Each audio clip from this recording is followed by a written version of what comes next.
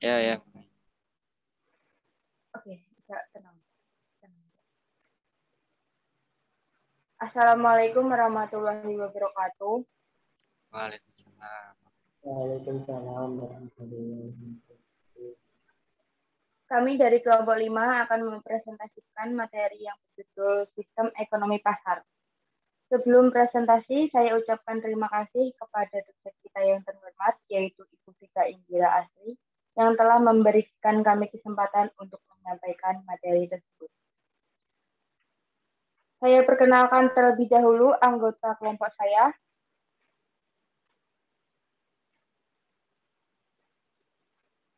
Yang pertama, M. Bagus Hidayanto, yang kedua Reza Andayani, yang ketiga Dito Dwi Anggoro, yang keempat David Sugitario Wiranata, yang kelima Hafiz Fahmi Furqon. Untuk materi presentasi akan dibacakan oleh anggota saya. Dipersilahkan.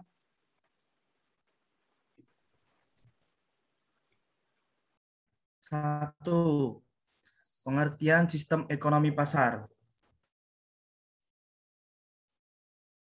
Pengertian menurut Otoritas Jaya Keuangan atau OJK. Pasar bebas adalah kondisi pasar yang memberikan kebebasan bagi masyarakat untuk membeli dan menjual barang, yang harga penjual dan pembelinya ditentukan oleh penawaran dan permintaan. 2. Pengertian menurut Wikipedia. Pasar bebas adalah pasar ideal, di mana seluruh keputusan ekonomi dan aksi oleh individu yang berhubungan dengan uang, barang, dan jasa adalah sukarela. Pasar bebas diadvokasikan oleh pengusul ekonomi liberalisme. 3. Pengertian secara umum. Pasar bebas merupakan pasar di mana pasar penjual dan pembeli memiliki kebebasan dan memutuskan suatu masalah perdagangan dan bisnisnya. Segala bentuk kebijakan yang tidak memiliki patokan atau paksaan dari pihak lain atau pemerintah. Sistem ini dipelopori oleh Adam Smith yang dalam bukunya yang An Inquiry into the Nature and Cause of the Wealth of Nations.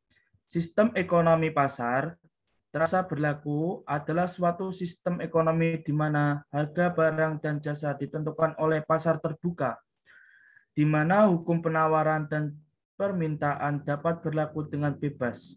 Tidak ada intervensi. Konsekuensi dari hal ini adalah kebebasan individu dalam membuat keputusan ekonomi liberal.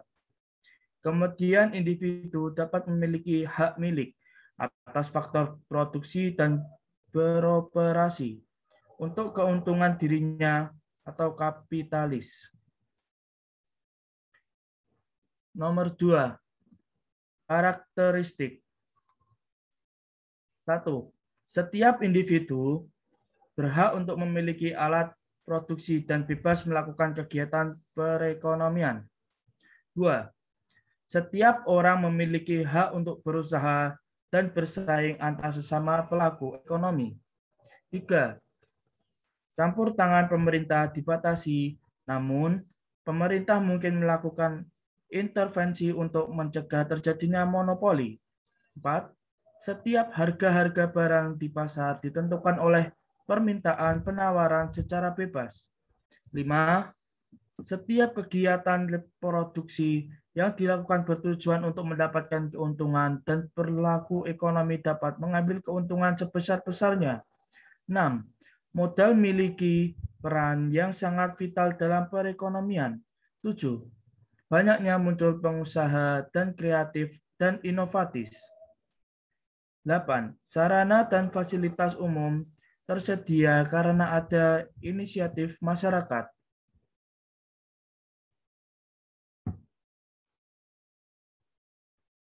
Nah,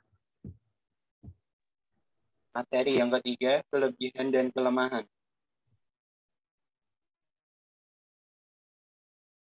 Kelebihan dari sistem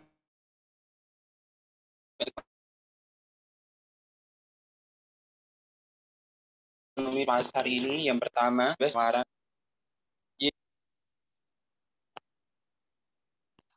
Kelebihan dari sistem ekonomi pasar ini yang pertama, interaksi bebas antara permintaan dan penawaran menjamin barang dan jasa yang diproduksi memang sesuai kebutuhan konsumen. Konsumen akan rela membayar tinggi produk yang amat dibutuhkan karena produsen pun memperoleh profit dari penjualan produk yang diminati. Yang kedua, barang dan jasa diproduksi seefisien mungkin.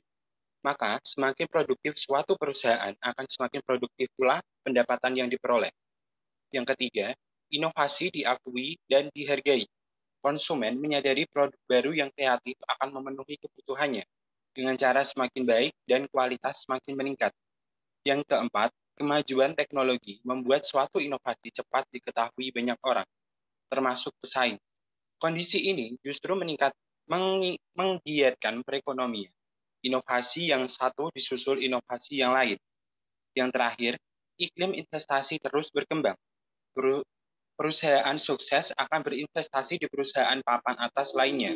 Dengan dukungan investasi itu, kualitas produksi akan meningkat. Sejumlah perusahaan sukses akan bermunculan dan tergerak untuk berinvestasi dan demikian seterusnya. Kelemahannya, yang pertama, persaingan menjadi kunci keberhasilan sistem ekonomi pasar.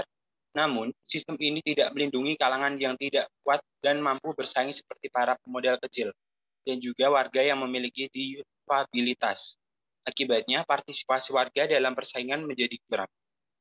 2. Berkurangnya partisipasi warga dalam persaingan mengakibatkan sumber daya manusia masyarakat tidak bisa dioptimalkan.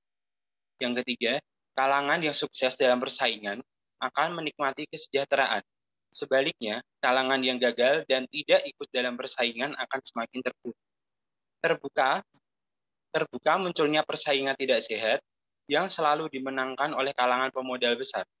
Jurang antara kaya dan miskin semakin melebar. Yang terakhir, munculnya eksploitasi para pemilik modal terhadap sumber daya tanpa ada pihak lain yang mengendalikan. Yang keempat, tujuan. Pasar bebas memiliki tujuan sebagai berikut. Yang pertama, meningkatkan pendapatan negara. Perdagangan yang menjadi bukan hanya di dalam negeri seperti kegiatan ekspor tentu akan memberikan peluang lebih besar bagi suatu negara untuk memperluas pasarnya. Yang kedua, meningkatnya perekonomian negara. Perdagangan bebas menjadi salah satu cara untuk meningkatkan kegiatan produksi barang dalam negeri dan memperkenalkan serta menjualnya di pasar internasional. Yang ketiga, memperluas pasar. Bukan hanya memperluas informasi tentang produk dalam negeri, namun pasar bebas dan perdagangan bebas yang terbuka di beragam negara juga dapat meningkatkan jumlah konsumen dari produk tersebut.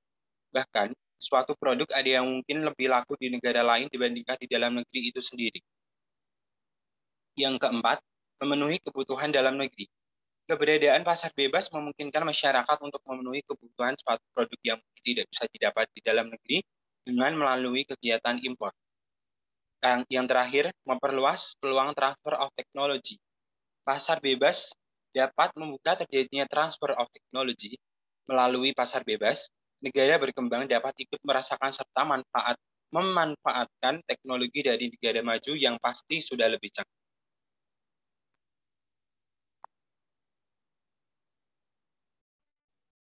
Baik, untuk materi selanjutnya saya sambung.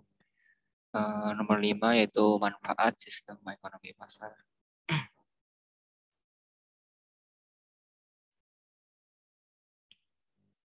Melalui sistem ekonomi pasar bebas, perekonomian negara tentu akan semakin tumbuh berkembang karena adanya kebebasan untuk setiap orang agar dapat mengelola sumber daya produksi yang dimiliki untuk memperoleh kekayaan.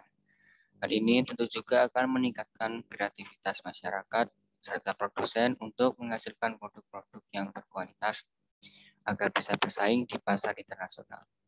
Pasar bebas menciptakan persaingan yang jauh lebih ketat di antara para perusahaan. Pasar bebas juga dinilai efektif dan efisien bagi pengusaha karena tindakan yang mereka lakukan berdasarkan prinsip ekonomi masing-masing.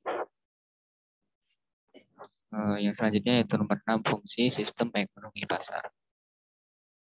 Dengan adanya sistem ekonomi pasar memberi manfaat sebagai berikut. Yang pertama, memberikan kebebasan kepada masyarakat untuk melakukan kegiatan ekonomi, khususnya impor dan ekspor. Nomor 2, sebagai akses untuk mendapatkan informasi terkait harga dan jumlah permintaan barang guna menjaga harga barang untuk tetap stabil. Nomor 3, perusahaan pasar bebas dapat dimanfaatkan untuk memperoleh penghasilan tambahan dari bisnis yang tengah dijalankan, serta berkesempatan untuk mempelajari keahlian yang lebih modern. Yang kelima, pasar bebas dan pedagang bebas juga berfungsi untuk meningkatkan penggunaan atau konsumsi barang serta meningkatkan efisien produksi barang tersebut. Nomor 7, mohon lanjut. Nomor 7 saya sambung. Contoh sistem ekonomi pasar yaitu meliputi yang pertama NAFTA, American Free Trade Asia.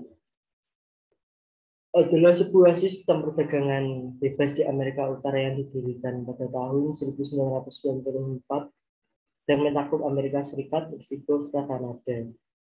Yang kedua ada APEC, Asia Pasifik Economic, merupakan sebuah kerjasama ekonomi antara 21 negara di wilayah Pasifik yang bertujuan untuk membangun hubungan erat antar negara sekaligus meningkatkan pertumbuhan ekonomi di wilayah Asia Pasifik.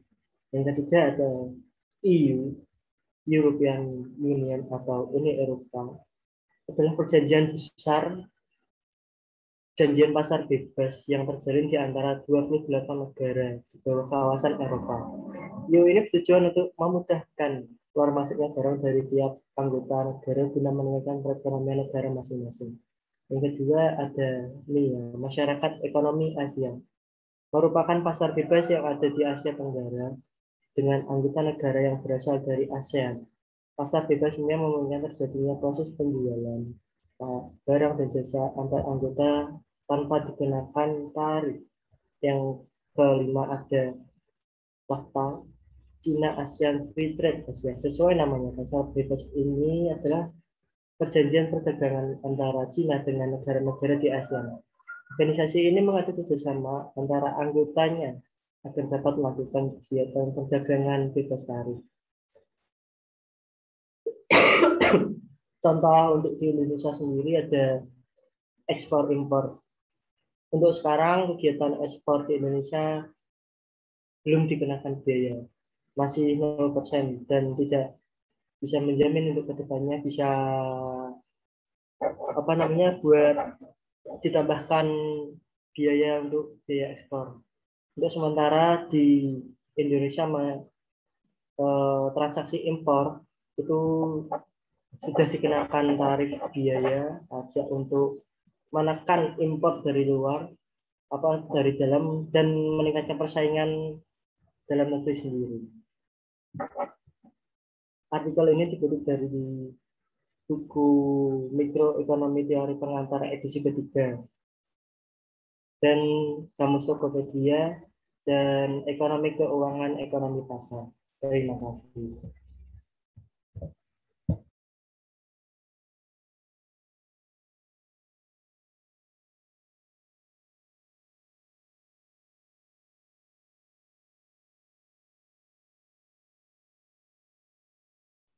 Baik, bisa kembali lagi ke moderator, Mbak Rica. Terima kasih kepada teman-teman saya yang telah membacakan materi presentasi. Demikian presentasi dari kelompok kami dalam menyampaikan materi tentang sistem ekonomi pasar. Kurang lebihnya kami mohon maaf. Wassalamualaikum warahmatullahi wabarakatuh. Waalaikumsalam warahmatullahi wabarakatuh.